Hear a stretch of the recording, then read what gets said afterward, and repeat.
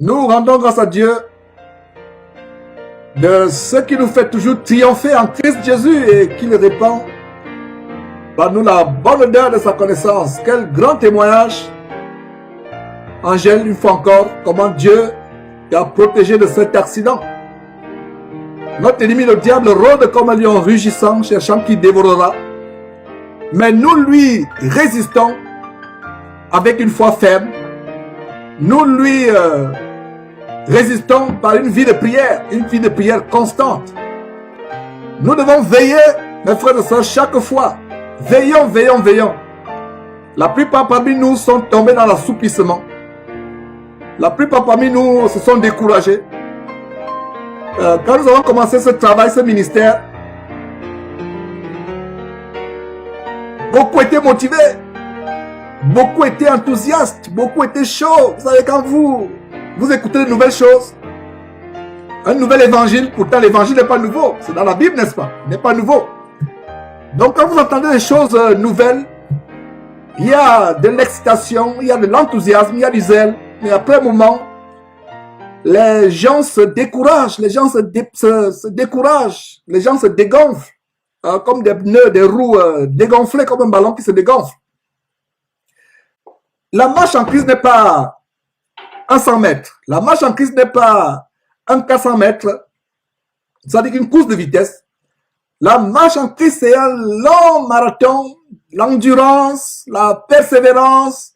Nous exhortons chaque jour. C'est la raison pour laquelle nous nous réunissons pour nous exhorter. Des fois, la chair est faible.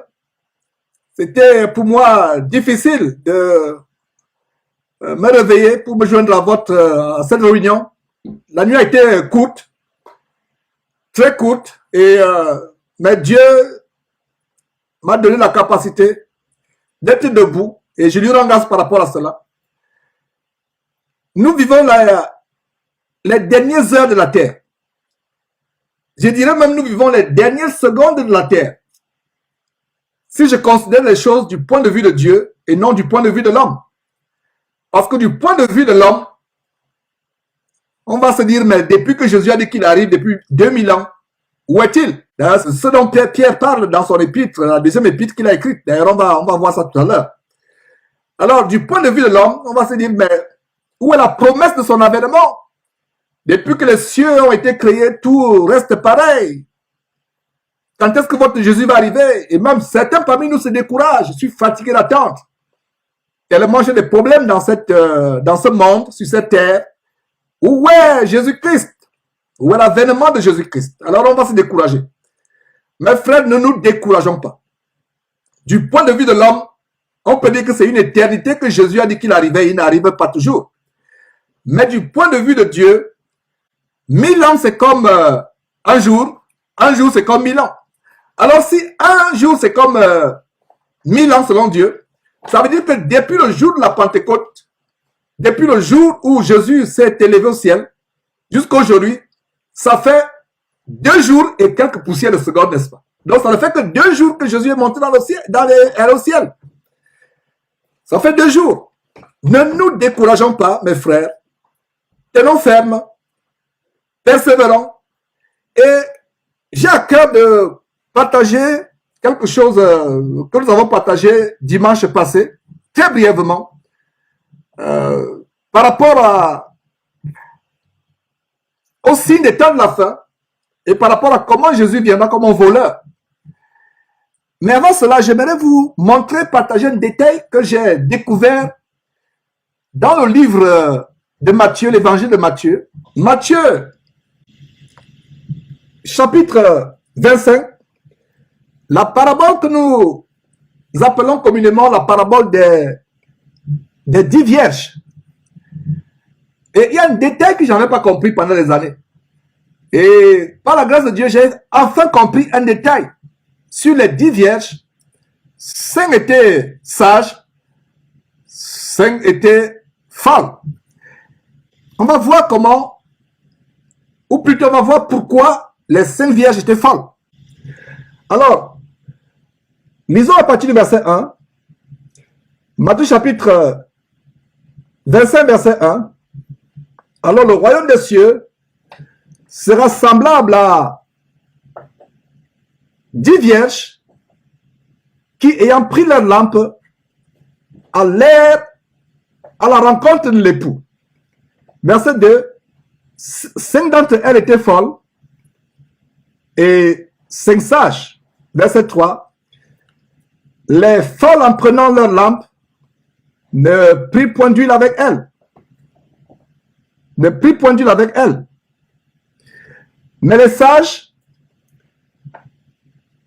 prirent avec leur lampe de l'huile dans des vases. Comme l'époux tardait, toutes s'assoupirent et s'endormirent.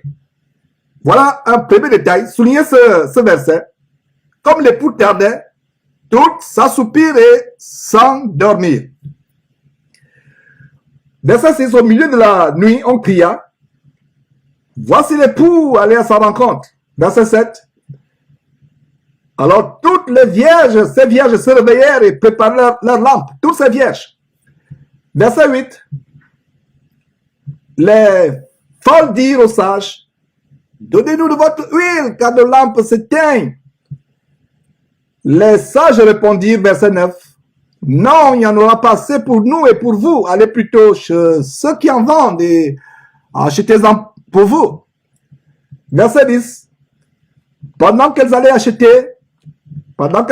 acheter, l'époux arriva. Celles qui étaient prêtes entrèrent avec lui dans la salle de noces et la porte fut fermée. Verset 11. Plus tard, les autres vierges vinrent et dirent, Seigneur, Seigneur, ouvre-nous. Verset 12. Mais il, c'est-à-dire l'époux, répondit, je vous le dis en vérité, je ne vous connais pas. Verset 13. Veillez donc puisque vous ne savez ni le jour, ni l'heure. Verset 14. Il en sera comme d'un homme qui partant pour un voyage. On peut même s'arrêter au verset 13. Le verset 14 nous met hors contexte de l'histoire. Donc, voilà un très bon récit. Nous avons 10 vierges. 5 étaient folles, 5 étaient sages. Allez, arrêtons d'abord sur le mot vierge. Qu'est-ce qu'une vierge? Il y en avait 5 qui étaient folles, 5 qui étaient sages. Nous allons voir que toutes ces vierges, les 10 vierges, même les 5 folles, avaient des grandes vertus. Alors nous allons commencer à énumérer les vertus d'une vierge.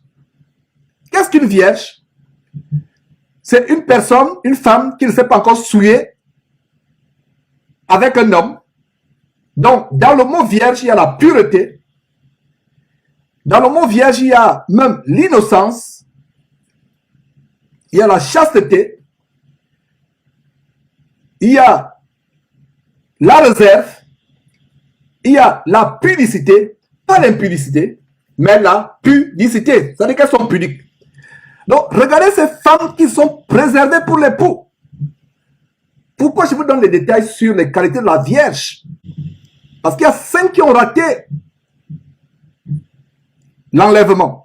Il y a 5 qui n'ont pas pu accéder dans le royaume de Dieu. Et le Seigneur Jésus nous donne cet avertissement pour nous dire qu'il y a des catégories de personnes qui pourtant se sont préservées des souillures du monde, qui pourtant ont décidé de ne plus mettre les mauvaises choses sur leur corps, de ne plus s'habiller comme les prostituées, de se préserver avant de se marier, de se préserver des souillures du monde, mais pourtant qui vont rater l'enlèvement. Ce verset nous montre comment 5 vierges n'ont pas pu entrer dans le royaume de Dieu. Pendant plusieurs années, j'ai lu ce verset au sujet des 5 vierges comme si c'était des pécheresses. Mais dernièrement, je me suis dit, mais non, puisque la parole de Dieu dit 5 vierges, une vierge ne fait pas le sexe avant le mariage. Une vierge ne pense pas à un homme. Une vierge ne se masturbe pas. Une vierge ne regarde pas les mauvaises choses à la télévision. Ou ne va pas dans les maisons de joie. Une vierge ne s'habille pas comme une prostituée pour séduire les gens dans la rue. Elles étaient des vierges. Mais comment se fait-il qu'étant des vierges, elles ont raté le royaume de Dieu? Parce que vous voyez déjà là où je vais en venir. Si vous ne comprenez pas, vous allez bien comprendre là où je vais en venir. On peut bien se préserver des souillures du monde.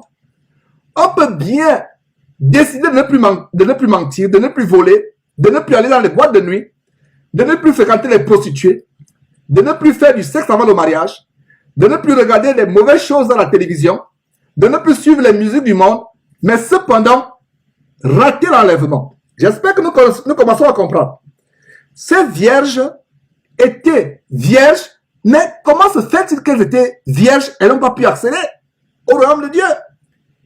Il y aura des femmes qui ont décidé de se voiler la tête, de ne plus s'habiller de manière mondaine ou frivole ou voluptueuse, qui ont décidé de porter de longues jupes, mais qui vont rater l'enlèvement à cause de quoi? On va voir cela. C'était des vierges. Bien des fois, le mot folle peut nous induire en erreur. On peut dire comme c'était folle, et c'était peut-être perverse, agitée. Non, la Bible dit qu'elle était vierge. Revenons encore sur le mot vierge. Quelles sont les caractéristiques d'une vierge? Elle n'est pas souillée. Elle n'est pas impure. Elle est plutôt pure. Elle est innocente. Elle a la pudeur. Elle a le scrupule.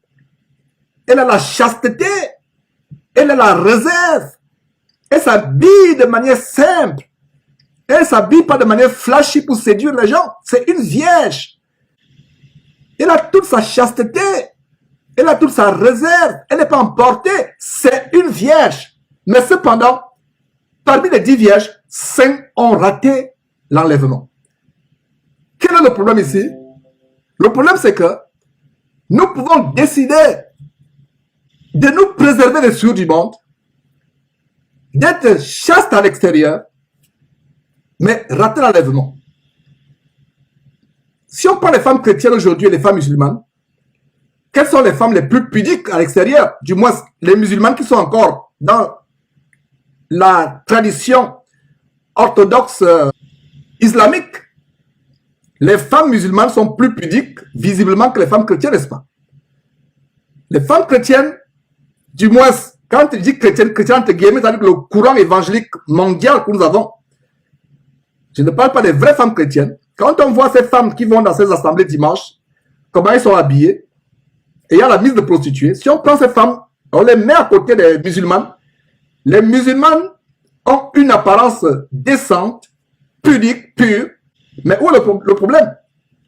Le problème, c'est que les musulmans n'ont pas appliqué Jean qui dit, Jésus-Christ est le chemin, la vie et la vérité, nul ne va au Père que par lui. Les musulmans n'ont pas appliqué Acte chapitre 4, verset 12, qui dit qu'il n'y a aucun autre nom qui a été donné sous le ciel parmi lequel nous pouvons être sauvés si ce n'est que Jésus-Christ. Bouddha ne vous amène pas dans le royaume de Dieu. Mahomet ne vous amène pas dans le royaume de Dieu. Krishna ne vous amène pas dans le royaume de Dieu.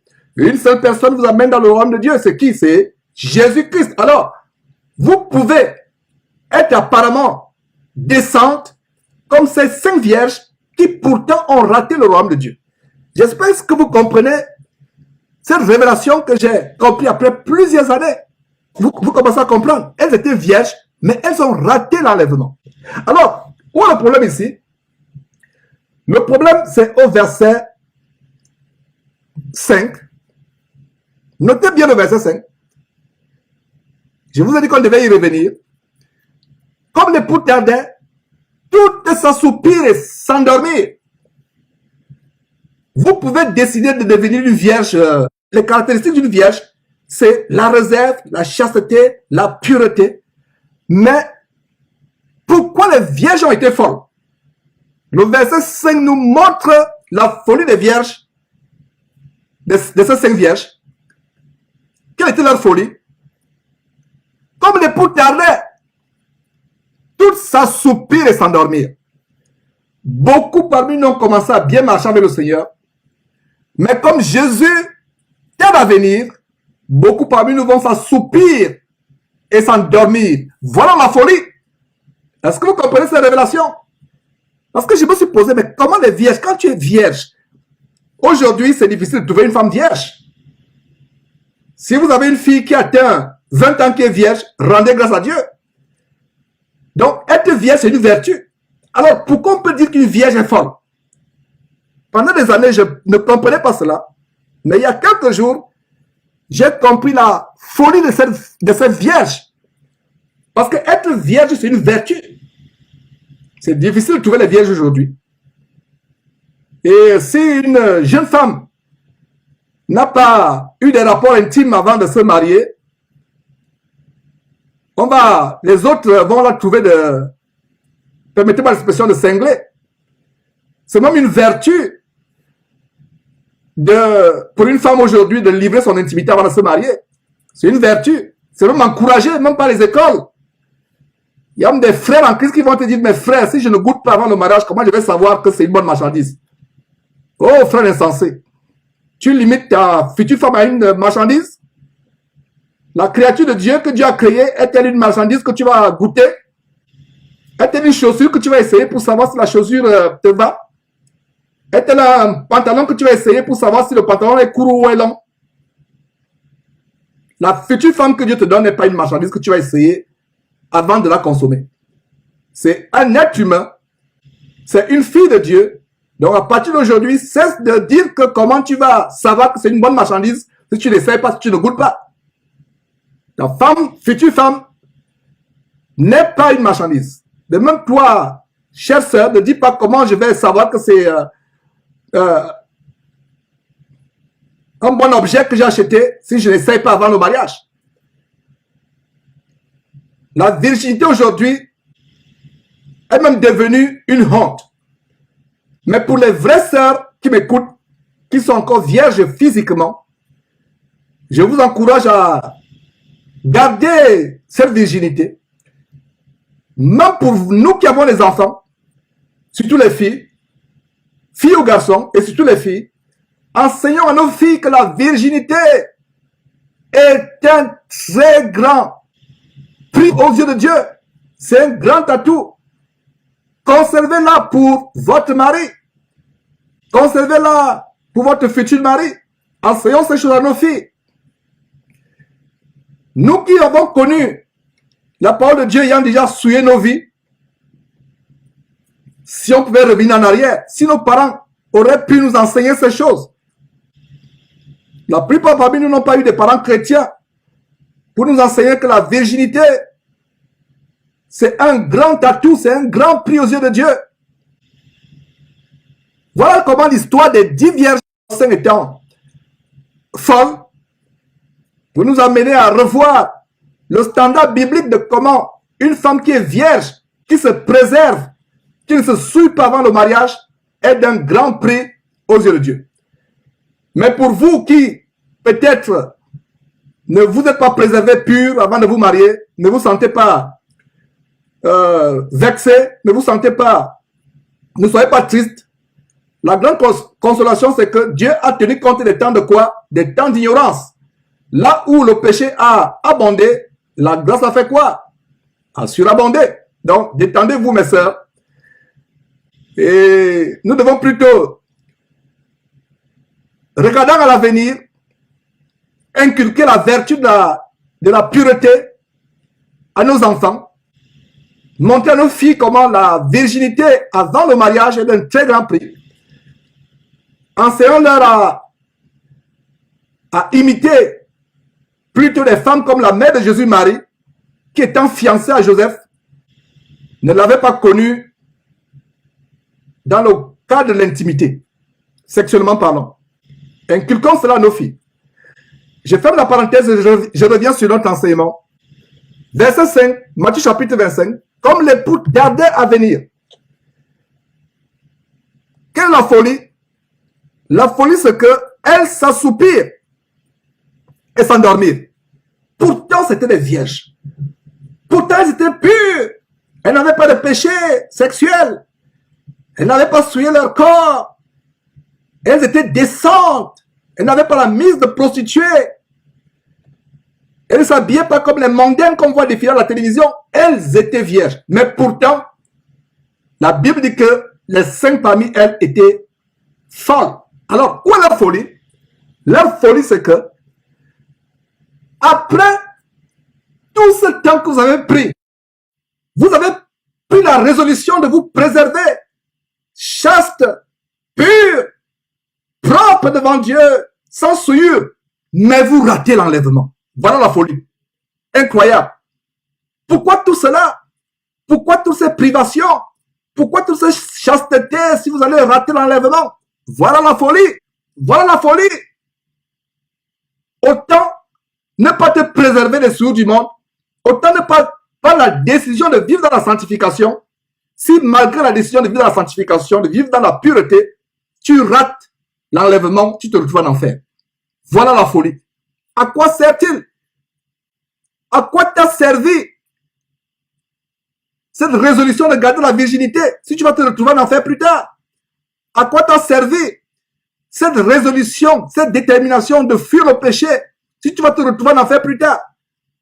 Pourquoi tu as commencé à vivre dans la sanctification s'il faut que tu te retrouves en enfer plus tard? Voilà la folie. Voilà la folie.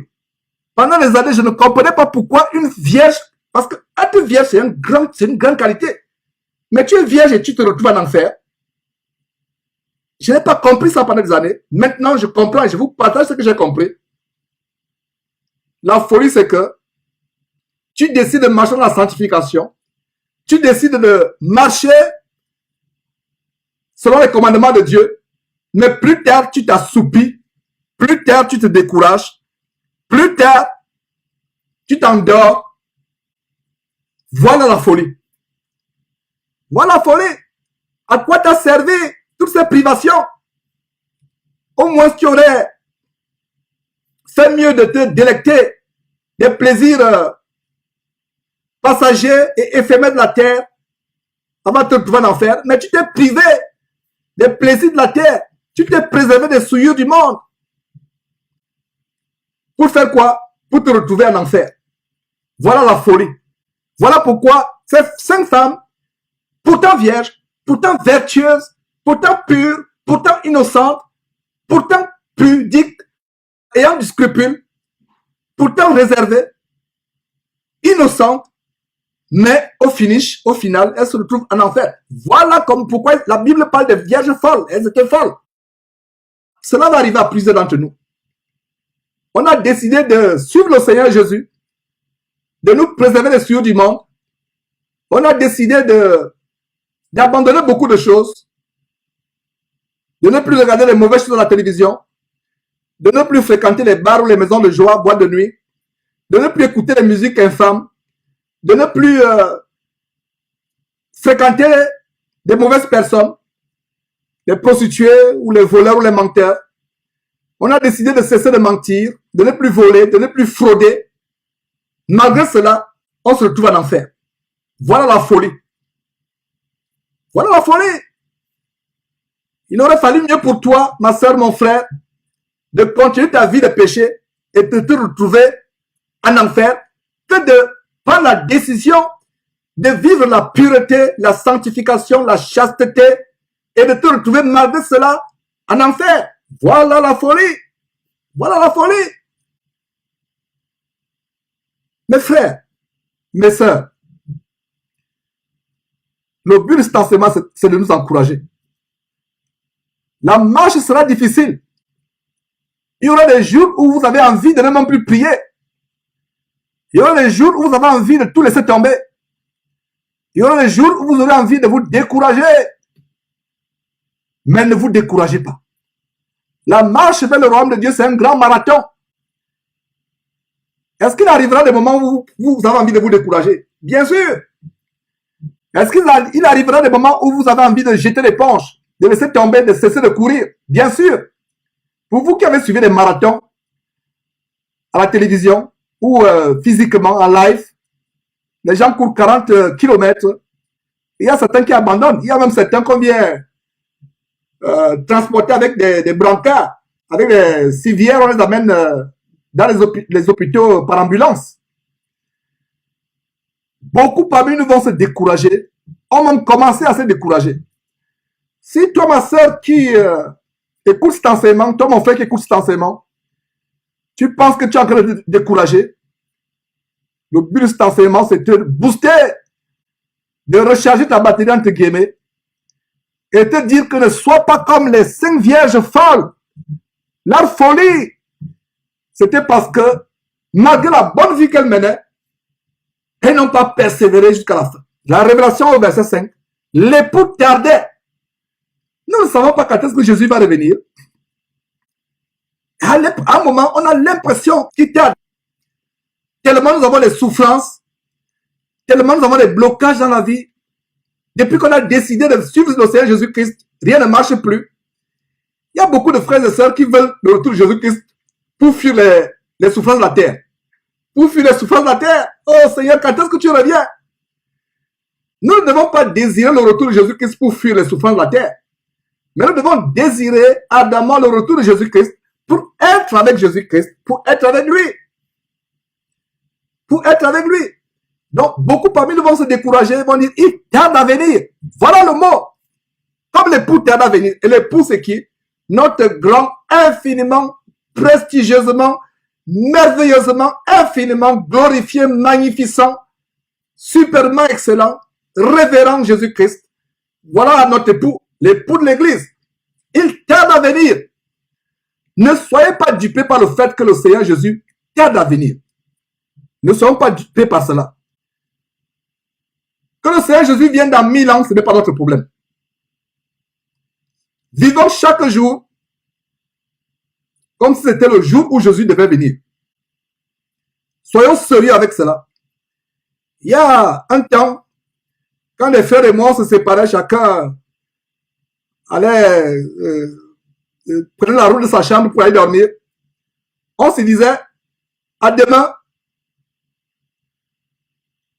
sauf si Jésus vient entre temps, ou si nous sommes toujours en vie. Et voilà ce qu'on avait l'habitude de faire. On dit, oh frère, à demain, à moins que Jésus ne vienne entre temps. On se dit, on se voit demain matin, à demain, plaise à Dieu, si on est toujours en vie, ou si Jésus ne vient pas. Donc, vivons chaque jour comme si c'était le jour où Jésus devait revenir. Voilà la sagesse. Voilà ce qui fait que les 5 vierges sages étaient sages. Elles attendaient l'époux chaque nuit. Elles veillaient à leur lampe. Veillons à notre lampe. Faisons comme les 5 sages. Les 5 sages veillaient chaque jour. Elles vivaient chaque jour comme si c'est ce jour-là que le Seigneur Jésus devait venir. Alors, la folie des vierges folles, pourtant les vierges, mais la Bible dit qu'elles étaient folles. Quelle est leur folie? Leur folie, c'est que elles se disaient, ah, comme il est parti pour un voyage lointain, bon, on n'est pas sûr quand est-ce qu'il va venir.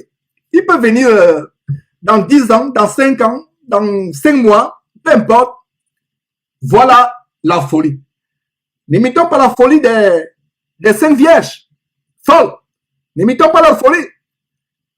L'époux tarde à venir, ce n'est pas notre problème. Même l'époux lui-même ne sait pas quand est-ce qu'il va revenir. Alors, si l'époux lui-même, Jésus-Christ, le Fils de Dieu, ne sait pas quand est-ce qu'il va revenir, est-ce toi, ma soeur, toi, mon frère, qui doit te préoccuper par rapport à quand est-ce qu'il va revenir? Non, ce n'est pas ton problème. Ton problème, continue à vivre ta virginité. Virginité ici étant le symbole de la pureté, de la propreté, de la sanctification. Une vie loin des souillures, loin de la saleté, spirituelle ou physique ou morale. Voilà la virginité du chrétien. Soyons vierges, mais en même temps que nous sommes vierges, soyons des vierges sages. C'est des vierges qui attendent Jésus-Christ chaque seconde. Mon frère, ma soeur, es-tu arrivé au point où tu attends Jésus à chaque seconde de ta vie, tu l'attends? Même moi qui vous parle, j'aimerais arriver au point où chaque seconde de ma vie est une seconde potentielle où Jésus peut revenir. Là, ça va nous aider à être véritablement prêts pour le Seigneur Jésus-Christ. Chaque seconde. Alors, je vais terminer cet enseignement en vous montrant quelque chose d'autre. Le Seigneur Jésus nous montre comment il va venir comme un voleur. D'ailleurs, dans ce récit de Matthieu chapitre 25, Nous voyons comment Jésus vient comme un voleur. Il vient brusquement. Et les vierges qui sont assoupées, qui sont endormies. Quelle folie! Tu t'es préservé toute ta vie. Imaginez-vous quelqu'un qui a préparé un examen. Vous avez un enfant qui fait le bac C ou le bac F, les bacs techniques, les bacs où il y a intensivement les mathématiques, il y a intensivement la physique ou la chimie. Vous avez un enfant qui, vous l'avez vu, il a préparé le bac intensivement, le baccalauréat. C'est un enfant calme. Vous avez un merveilleux garçon, gentil. Il ne vous fait pas de problème. Très serviable. Vous pouvez le réveiller à 4 heures du matin pour l'envoyer, vous faire une course. Il va se lever sans regimber. Un enfant tellement serviable, un enfant bossant à l'école. Premier trimestre, il est premier. Deuxième trimestre, il est premier de la classe. Troisième trimestre, il est premier de la classe. Donc, tous les trimestres, il est premier de la classe. Il a toujours eu 20 sur 20 en mathématiques, 20 sur 20 en chimie, 20 sur 20 en sciences naturelles, 20 sur 20 en biologie, 20 sur 20 en physique. Un super enfant. Il n'a jamais joué les jeux vidéo. Mais c'est la veille du bac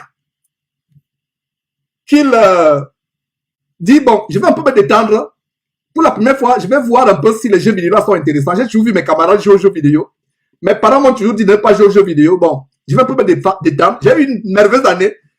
J'ai travaillé, mais je vais un peu me détendre la veille. Me préparer pour l'examen. Le voilà, il joue aux jeux vidéo pour la première fois. De 20h jusqu'à 5h du matin. Le voilà, 5h du matin. Il s'endort. Il met le réveil, le réveil pas. Et le voilà, il se réveille à 10h. Or, l'examen a commencé à 8h. Voilà, ce merveilleux garçon. Premier de la classe, premier trimestre. Premier de la classe, deuxième trimestre. Premier de la classe, troisième trimestre. N'allez-vous pas dire que cet enfant est fou? Est-ce que vous comprenez pourquoi la Bible parle de 5 vierges folles? J'espère que cet exemple va vous amener à bien comprendre. Cet exemple, cet enfant qui se rend au lycée pour faire le baccalauréat. Même les professeurs savaient déjà que lui d'office, il sera le premier du centre du baccalauréat. Mais à cause d'une folie de dernière minute, il arrive au centre d'examen du baccalauréat. La porte lui est fermée parce qu'il est arrivé en retard. Il s'est assoupi la nuit précédente. Est-ce que vous comprenez, mes frères et sœurs? Voilà. Cet enfant, vous serez triste. Et vous allez dire, mais mon fils, comment tu as été aussi fou? Pourquoi? C'est seulement la veille. Revenons sur notre histoire. La folie des vierges folles, c'est parce que malgré toute leur vie de virginité, de pureté, de chasteté, elles se sont assoupies à la dernière minute parce que l'époux tardait et s'endormir et elles s'assoupirent. Et le verset 14 nous dit quoi? Et regardez le verset 12 d'abord.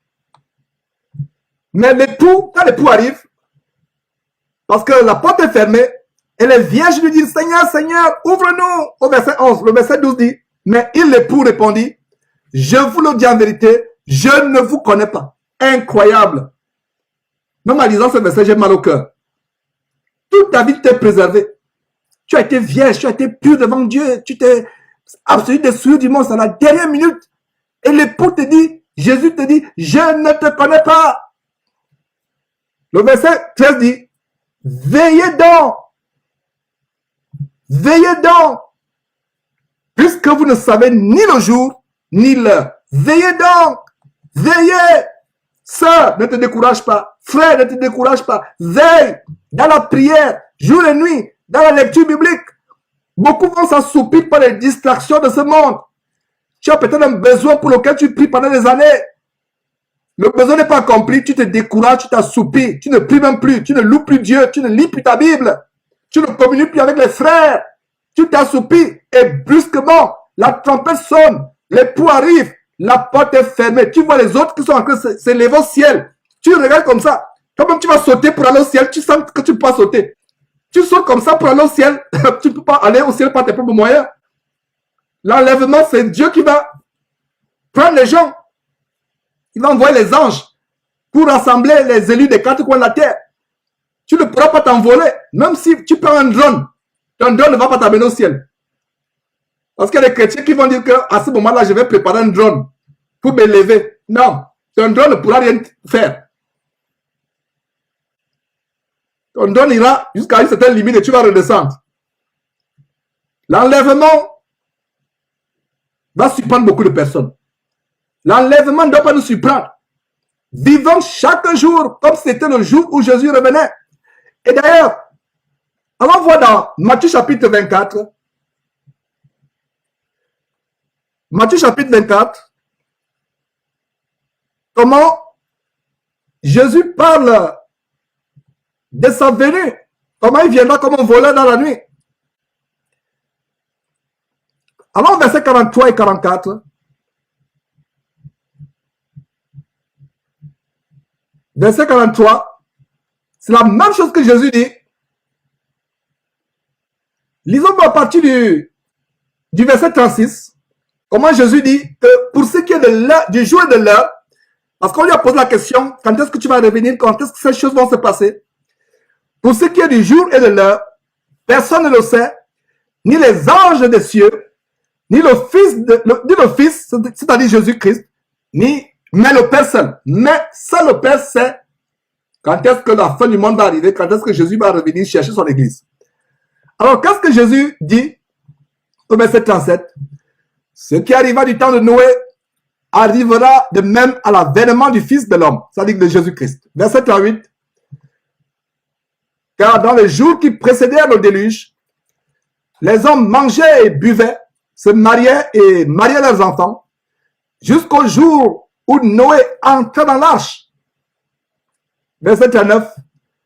Et il ne se doutait de rien, jusqu'à ce que le déluge vint et les emporta tous. Il en sera de même à l'avènement du Fils de l'homme. Cette histoire, étrangement, nous rappelle quoi? Nous rappelle l'histoire des 5 vierges folles de Matthieu chapitre 25, comme vient de lire, n'est-ce pas? Voilà. Il ne s'en doutait de rien jusqu'à ce que le déluge vint et les emporta tous. Or, Noé et sa famille, les 8 hommes qui avaient été sauvés des eaux, sont entrés dans l'arche et attendaient jour après jour le déluge. Verset 40. Alors, de 2 hommes qui seront dans un champ, l'un sera pris et l'autre laissé. De 2 femmes qui moudront à la meule, l'une sera prise et l'autre sera laissée. Même avec votre mari, vous avez une femme qui ne croit pas en Dieu, qui ne croit pas en Jésus-Christ. La Bible dit que de votre vivant, cette femme est sanctifiée par toi, chrétien. Mais le jour de l'enlèvement, vous êtes sur le même lit. Toi, chrétien, mari, tu pars, la femme reste. 2 frères, un qui s'amusait avec sa foi et l'autre qui était vraiment intègre dans sa foi, sera enlevé, le frère va rester. Ouais, 2 femmes qui sont en train de travailler dans un atelier d'entreprise, la chrétienne part, l'incroyante reste. Voilà comment ça va se passer. Ce sera terrible ce jour. Verset 42. Veillez donc, puisque vous ne savez pas quel jour votre Seigneur viendra. Veillez. Ça vous rappelle quoi? Ça vous rappelle Matthieu chapitre 25 qu'on vient de lire, au verset 5, à savoir, comme l'époux tardait, les 5 vierges folles s'assoupirent et s'endormirent. Elles n'ont pas veillé. Or, Jésus nous dit quoi? Matthieu chapitre 24, verset 42. Veillez donc, puisque vous ne savez pas quel jour votre Seigneur viendra. Vous ne savez pas. Verset 43. Sachez-le bien, si le maître de la maison savait à quelle veille de la nuit le voleur doit venir, il veillerait et ne laisserait pas percer sa maison. Voilà, pour la première fois dans la Bible, le voleur est utilisé dans un sens positif. Le voleur dans la Bible, dans toute la Bible, le voleur, c'est quelqu'un qui est infâme aux yeux de Dieu.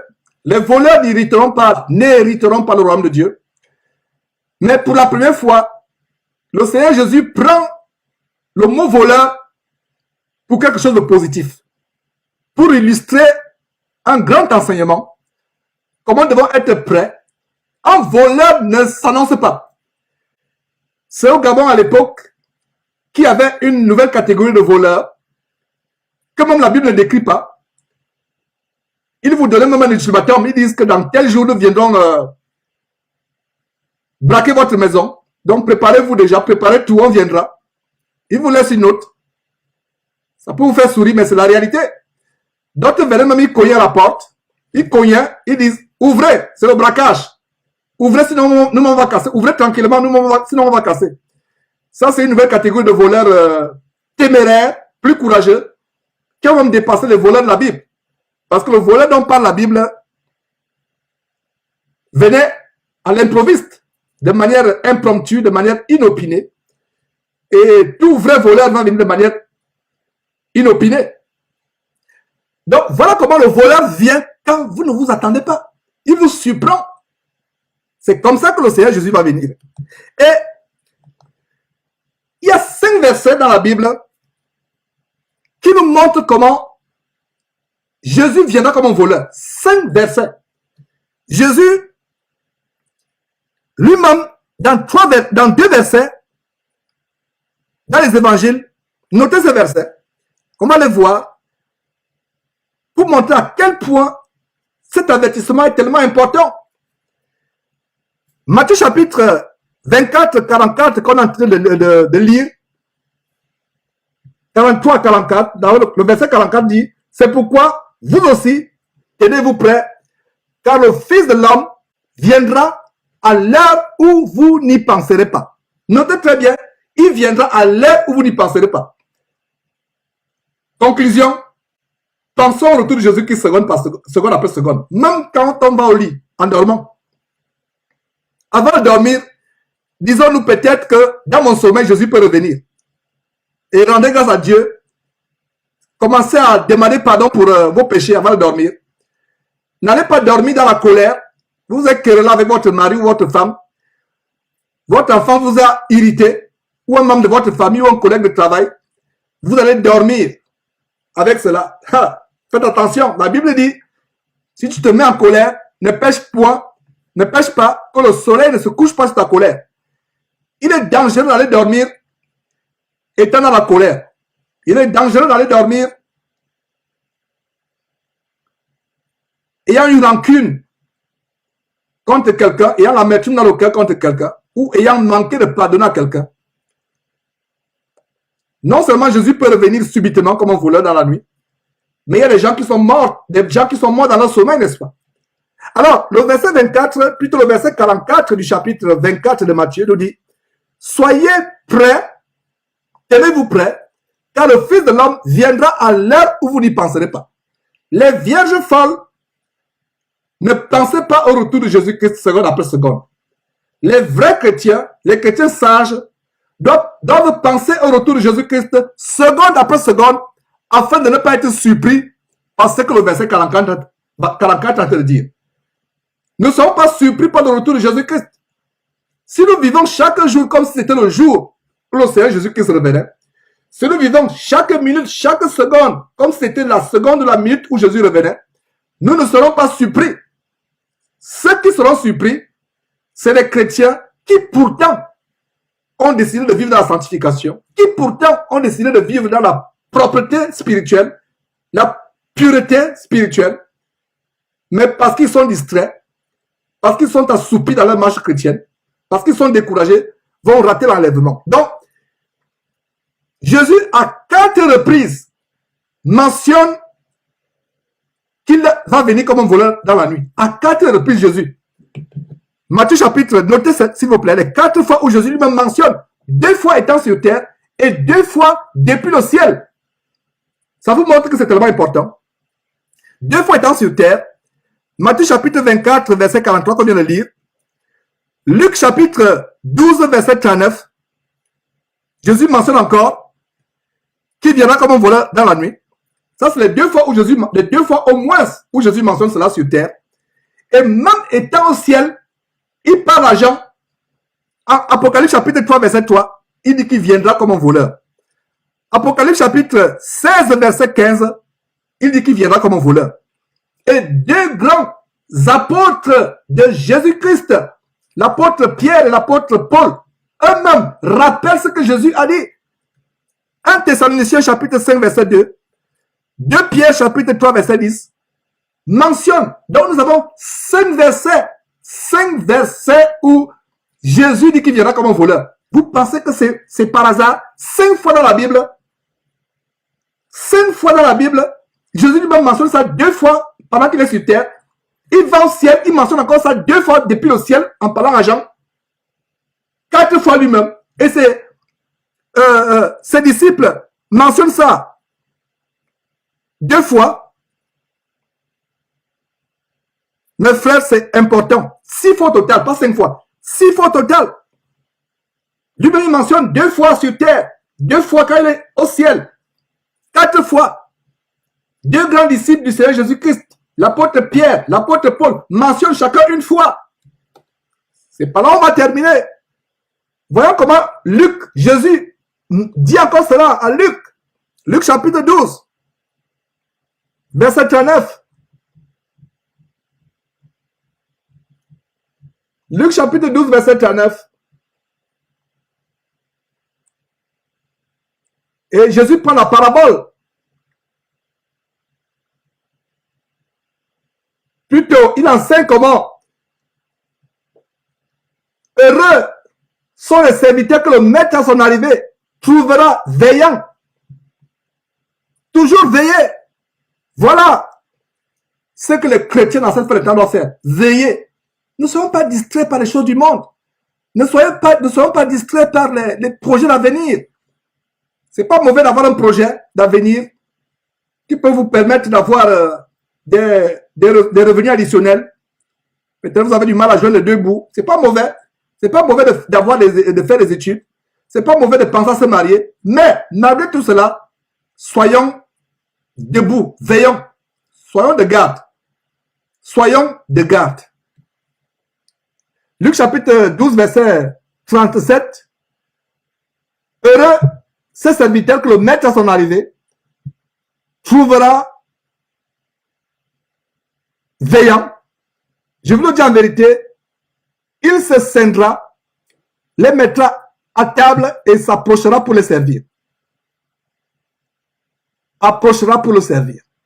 D'ailleurs, le verset 36 est important, le verset qui est juste au-dessus, le verset 36. Et vous, soyez semblables à des hommes qui attendent que leur maître revienne de noces. En Matthieu chapitre 25, il s'agissait des vierges qui attendaient que leur époux, leur fiancé revienne de noces. Ici, il s'agit des hommes qui attendent que leur maître revienne de noces afin de lui ouvrir dès qu'il arrivera et frappera. Malheur à celui qui sera endormi ou assoupi spirituellement quand le maître reviendra. Voyez, verset 37, heureux ce serviteur, heureux, il n'est pas dit malheureux, mais heureux ce serviteur que le maître à son arrivée trouvera veillant. Je vous le dis en vérité, le maître se scindra, les fera mettre à table et s'approchera pour les servir. Mes frères et sœurs que j'aime bien dans le Seigneur, quel bonheur de savoir qu'un jour, nous pourrons être au ciel, à table avec Jésus-Christ, en train d'être servis par le Seigneur Jésus-Christ, aux noces de l'agneau, dont le livre d'Apocalypse parle si brillamment. Verset 38, qu'il arrive à la deuxième heure, qu'il arrive à la deuxième ou à la troisième veille, heureux ses serviteurs s'il les trouve veillants. Ça veut dire que peu importe l'heure, que ce soit la deuxième veille, que ce soit la troisième veille, que ce soit la quatrième heure, que ce soit la cinquième heure, il doit nous trouver veillants. Veillants. Verset 39, qui nous montre la deuxième mention de comment Jésus viendra comme un voleur. C'est lui-même qui parle de Jésus.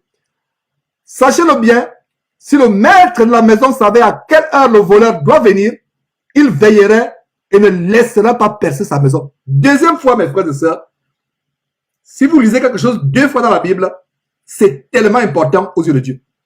C'est pour ça que quand Jésus disait en vérité, il prononçait en vérité 2 fois. C'est que ne vous amusez pas avec cela. Quand Jésus dit qu'il reviendra comme un voleur 2 fois, ne nous amusons pas avec cela. Matthieu chapitre 24, verset 36, plutôt verset 43, il dit qu'il viendra comme un voleur. Luc chapitre 12, verset 49, il dit qu'il viendra comme un voleur 2 fois. Ne nous amusons pas avec cet avertissement, cette mise en garde. Et là, Jésus parlait étant sur terre, même étant au ciel, depuis le ciel, il parle toujours. Apocalypse chapitre 3, verset 3.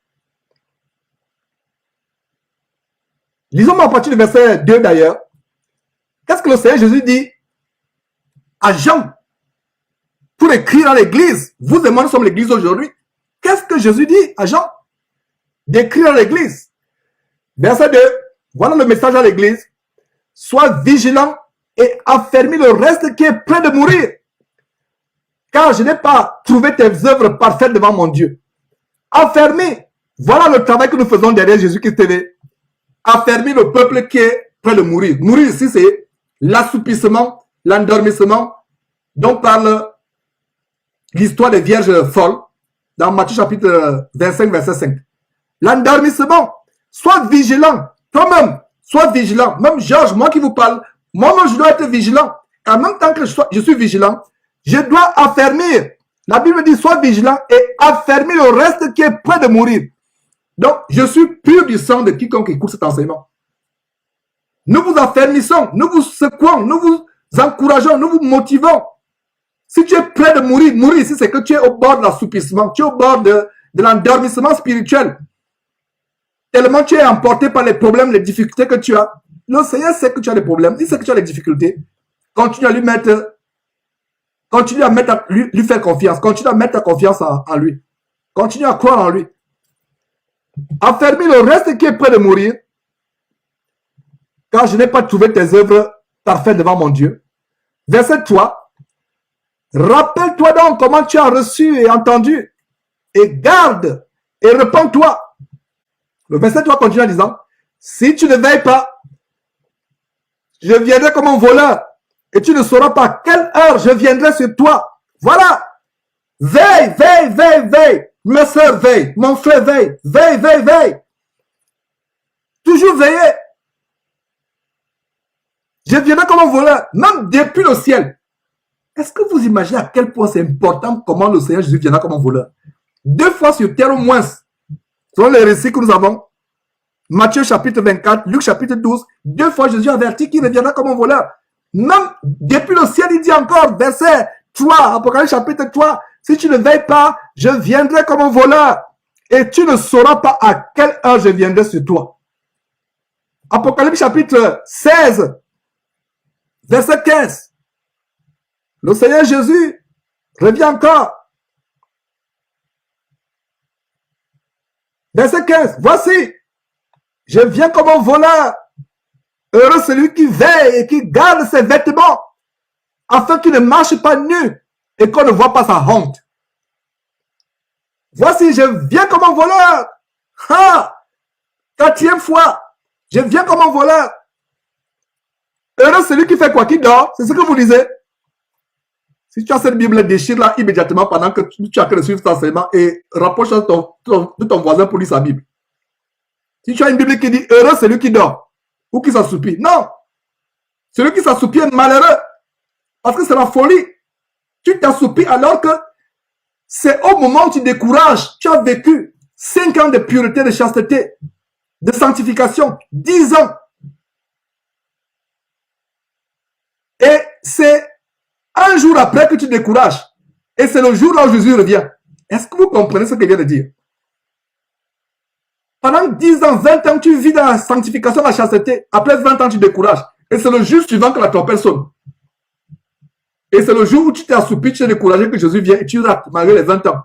Voilà ce qu'est la folie des 5 vierges folles. Et cette folie va arriver à beaucoup d'entre nous. Même vous qui suivez cet enseignement. Ma prière, c'est que toi qui suis cet enseignement, tu sois réveillé et tu prends la décision d'attendre le Seigneur Jésus seconde après seconde en veillant. Ne te décourage pas, sœur, ne te décourage pas, frère. Donc, heureux celui qui veille et qui garde ses vêtements afin qu'il ne marche pas nu et qu'on ne voit pas sa honte. Voilà. 4 fois, Matthieu chapitre 24, verset 43 à 44, Luc chapitre 12, verset 39, Apocalypse chapitre 3, verset 3, Apocalypse chapitre 16, verset 15.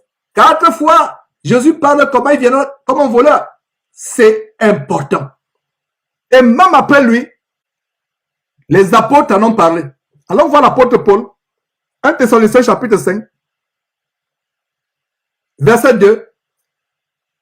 L'apôtre Paul reprend exactement ce que le Seigneur Jésus disait. C'est pour cela que nous avons engagé cette merveilleuse série. Tout ce que le Seigneur Jésus a enseigné, nous sommes à la partie 12 de cette série. Nous comptons aller sur 100 parties. Nous sommes à la partie 12. Plaise à Dieu, on va poursuivre avec la partie 13. Paul et Pierre enseignent exactement ce que Jésus a enseigné. On vient de voir comment, à 4 reprises, Jésus avertit qu'il viendra comme un voleur. Dans 1 Thessaloniciens chapitre 5, verset 2, Paul reprend exactement les paroles du Seigneur Jésus-Christ. Un vrai prédicateur, véritable ministre du Seigneur Jésus-Christ, n'enseigne pas autre chose que ce que Jésus a enseigné. Il enseigne exactement ce que Jésus a enseigné. D'où cette série que nous avons engagée, tout ce que Jésus a enseigné. Ni plus ni moins, exactement ce qu'il a enseigné. L'apôtre Paul dit, car vous savez vous-même, vous savez bien vous-même que le jour du Seigneur viendra comme un voleur dans la nuit. Il y a un détail ici. Pourquoi l'apôtre Paul dit, car vous savez bien vous-même? Pourquoi il le dit? Pourquoi il commence à dire, car vous savez bien vous-même? Je viens de vous montrer comment le Seigneur Jésus lui-même l'a dit. Donc l'apôtre Paul leur dit, vous savez vous-même comment le Seigneur Jésus vous a dit qu'il reviendra comme un voleur. Je vous le rappelle. Et c'est ce que moi, votre frère Georges, je vous rappelle encore aujourd'hui. Non seulement à vous-même, à moi-même. Nous nous rappelons cela. Car vous savez bien vous-même. Ce serait malheureux d'avoir su comme un voleur, mais de ne t'être pas préparé. D'avoir perdu ta détermination de veiller seconde après seconde. Ce sera terrible. C'est pour ça que l'apôtre Paul dit, car vous savez bien vous-même que le jour du Seigneur viendra comme un voleur dans la nuit. Verset 3. Quand les hommes diront paix et sûreté, alors une ruine soudaine les surprendra, comme les douleurs de l'enfantement surprennent la femme enceinte, et ils n'échapperont point. Le verset 4 dit, mais vous frères, vous n'êtes pas dans les ténèbres, pour que ce jour vous surprenne comme un voleur. Vous êtes des enfants, vous êtes tous des enfants de la lumière et des enfants du jour. Nous ne sommes point de la nuit et des ténèbres. Les 5 vierges folles sont restées hors de la salle de noces, dans les ténèbres. Il n'y avait que les graissements dedans après, dans les ténèbres, hors de la salle de noces. Le verset 6 dit, ne dormons donc point comme les autres, mais veillons et soyons sobres, car ceux qui dorment, dorment la nuit, et ceux qui s'enivrent, s'enivrent la nuit. Verset 8. Mais nous qui sommes du jour, soyons sobres. C'est aussi un aspect de la virginité, de la sobriété. Soyons sobres, ayant revêtu la cuirasse de la foi et de la charité, et ayant pour casque l'espérance du salut. Pierre aussi en parle. 2 Pierre chapitre 3, verset 10. C'est par là on va terminer. Et avant le verset 3, Pierre est en train de confronter les gens qui se moquent, qui disent, ah, votre Jésus là, quand est-ce qu'il reviendra?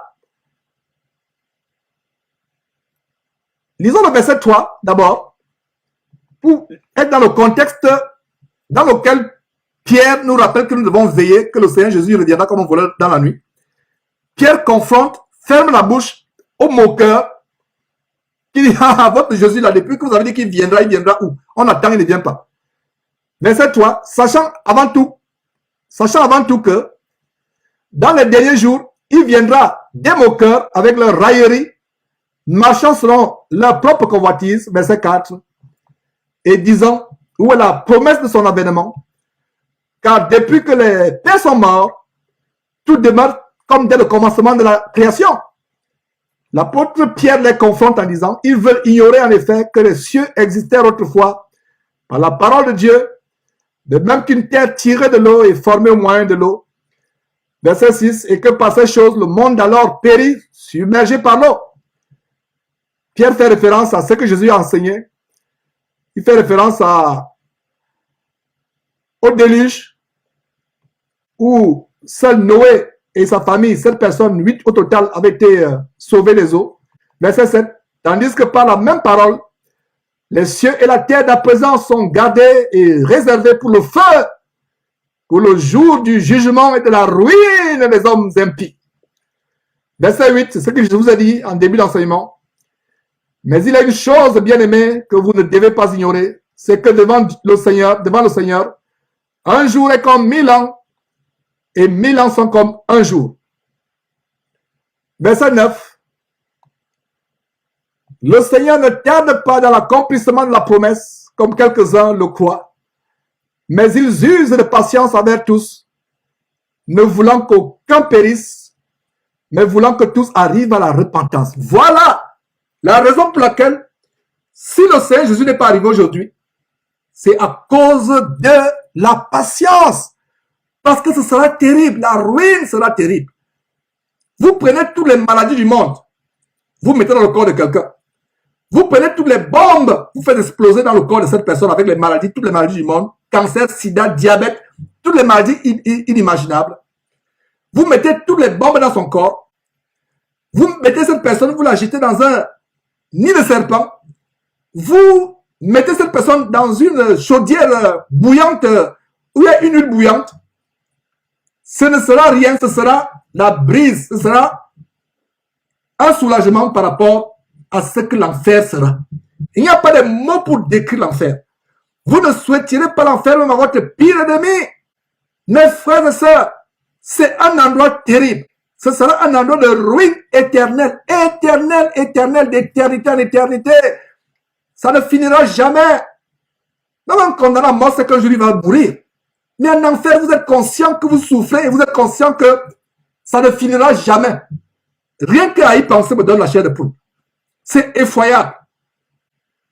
Le Seigneur ne tarde pas dans l'accomplissement de sa promesse, de la promesse, verset 9.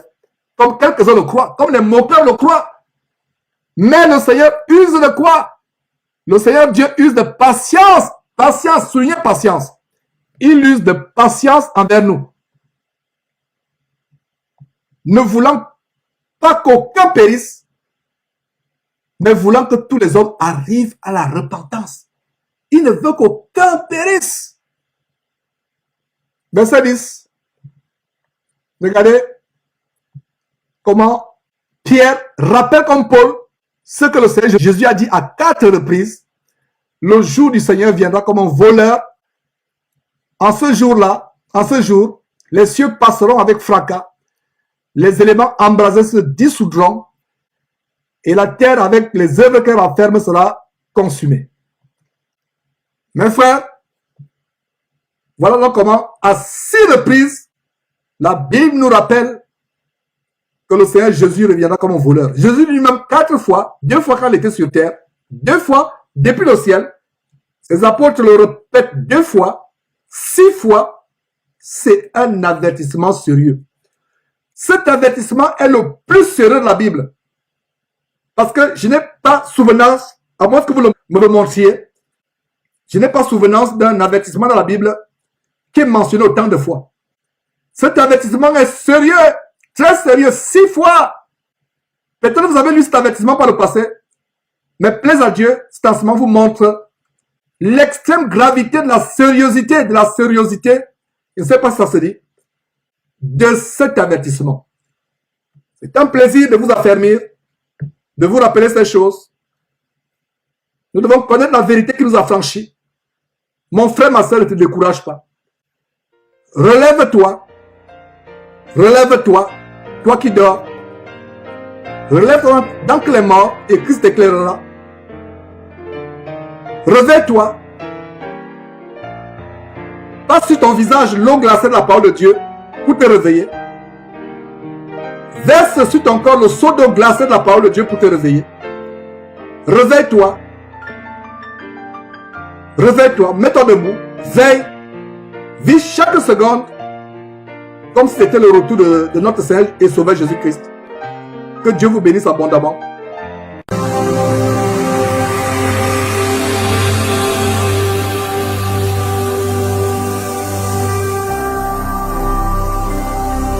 Jésus-Christ TV, vous connaîtrez la vérité et la vérité vous affranchira.